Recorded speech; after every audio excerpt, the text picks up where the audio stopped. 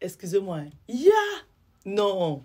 Eh, mais Loulou, tant que vous n'êtes pas décédé là, ne dites pas que vous avez déjà tout vu. Moi, j'ai déjà raconté les histoires ici. Hein. Mais celle-ci là, je n'avais pas imaginé. Je n'avais pas imaginé que des histoires comme ça existaient sur Terre. Je sais qu'il y a les tapés d'eau. Mais ça là, je n'avais pas... En fait, j'avais déjà imaginé beaucoup de schémas, sauf celui-ci. Voilà une maman qui a accouché des jumelles. 2 belles filles. Si vous voyez des filles là, franchement, elles sont jolies. Jusque la maman là, comme c'est une ancienne chargeuse de pain, c'est une ancienne ninja. Elle a pris de l'âge aujourd'hui. Ça veut dire que ces anciens gars qui lui donnaient beaucoup d'argent là, elle branche ces gars là à ses filles. Là où je vous parle ici là, les filles là ont 25 ans. C'est la maman même qui me raconte l'histoire. Parce qu'aujourd'hui, elle a les regrets. Mais c'est une histoire de ouf. Je vous dis toujours que dans chaque famille, il y a beaucoup d'histoires cachées comme ça. Nous tous qui sommes ici, dans nos familles, chacun a son petit placard qui est fermé là, avec un bon petit colis dedans. Chacun de nous a sa petite histoire là qui ne veut pas que ça sorte au grand jour. Parce que cette histoire là, c'est son histoire. À elle. Et la personne veut garder ça au chaud. La maman s'est dit que elle est sortie avec des autorités de son pays, des personnalités, des gens blindés. Ses enfants ont grandi. Elle a 3 enfants, des jumelles et un garçon. Le garçon à l'étranger, c'est une femme. Elle dit qu'elle a, bon, je ne vais pas dire le business, sinon les gens vont savoir de qui je parle. Elle a un business qui fait qu'elle voit du monde passer. Les gens viennent chez elle. C'est comme les Ivoiriens disent, elle est debout. C'est une debout. Jusqu'à un jour, elle tombe sur un autre debout. Un expatrié. À qui elle décide de marier l'une de ses filles, des jumelles. Elle dit, Madame Sol, quand le monsieur est entré chez moi, 1 fois, 2 fois, j'ai décidé que l'une de mes filles va épouser ce monsieur, bien va lui faire l'enfant. La maman là ne savait pas que la première jumelle qu'elle va déposer sur le chemin du monsieur est stérile, ou alors elle a des difficultés à enfanter ou à concevoir. Elle prend l'une des jumelles et dépose sur le monsieur. Djigi djaga, djigi djaga, djigi djaga, djigi djaga, 1 an. L'enfant ne vient pas. Le monsieur, il est marié avec des enfants. Mais il est blindé jusqu'aux oreilles. C'est un Sud-Africain. Donc la maman me dit, je ne sais pas pourquoi j'ai eu l'envie de coller mon enfant à ce monsieur-là. Parce que moi, j'ai l'argent.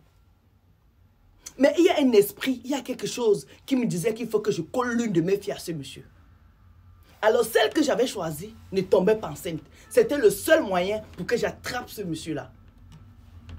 Madame Sol, mes jumelles se ressemblent comme 2 gouttes d'eau. Moi, c'est parce que ce sont mes enfants. Souvent, je me trompe.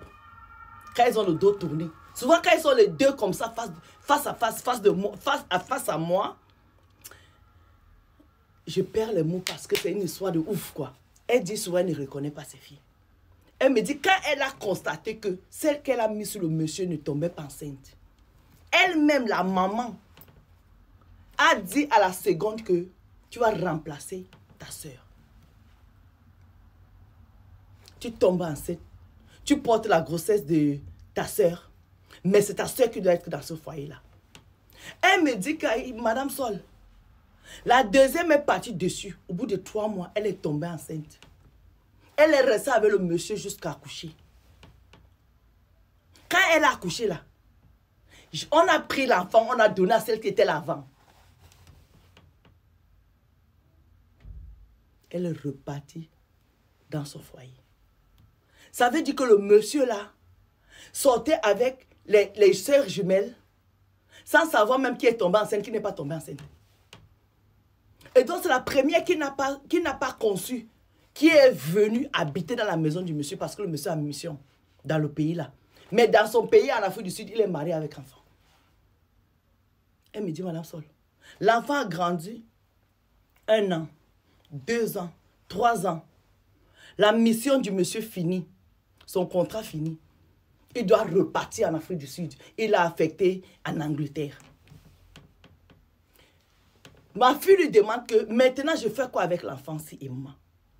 Le monsieur lui dit, je vais vous envoyer en Angleterre, mais je dois aller voir ma famille en Afrique du Sud avec mes enfants et je vous retrouve en Angleterre. Il y a une maison qui vous attend. Elle me dit, Madame Sol, c'est là que j'ai compris que même quand les sœurs sont jumelles, il y a la jalousie. Je dis, hé maman, tu veux dire quoi? Est-ce que vous savez que celle qui a porté la grossesse, qui était partie, on va dire, en mode dépannage, parce que celle que la maman avait programmée pour être dans... Parce que ça, elle a tout programmé en fait. Celle que la maman avait programmée pour être dans ce mariage-là, ou dans ce couple-là, ou c'est dans cette relation, ne tombait pas enceinte. Donc elle a fait venir la deuxième pour porter la grossesse et donner l'enfant à sa soeur pour que il y ait des liens entre ce monsieur et sa fille.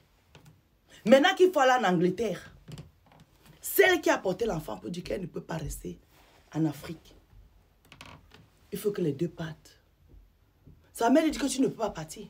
Tu n'es pas dans la relation, tu n'es pas dans la relation pour dépanner ta soeur. C'est la relation de ta soeur. La fille a dit que nada. La maman lui a dit que tu mens. Tu vas rester ici. Donc, celle qui était là dans son mariage, on va dire ça comme ça, est partie avec l'enfant. Le monsieur l'a fait partir là en Angleterre. 6 mois, 1 an, 1 an et demi. La fille qui a porté la grossesse, la jumelle qui a porté la grossesse, va trahir le secret chez le monsieur. Pour dire que l'enfant qui est dans ta maison là, ce n'est pas ton enfant. C'est mon enfant que j'ai porté pour ma soeur jumelle. Et c'est ma mère qui a fait monter le coup. Le monsieur a pété un câble. Les gens, il ne faut pas faire... Vous savez, les whites, quand ils veulent faire confiance, ils font confiance. Mais quand ils veulent te laisser, quand ils veulent te déposer, ils te déposent. Le monsieur a arraché l'enfant à cette fille-là. Il a mis la fille dans l'avion, la fille est repartie. Donc, la maman là, sa fille est rentrée en Afrique. Ça fait 3 ans. Elle est devenue dépressive.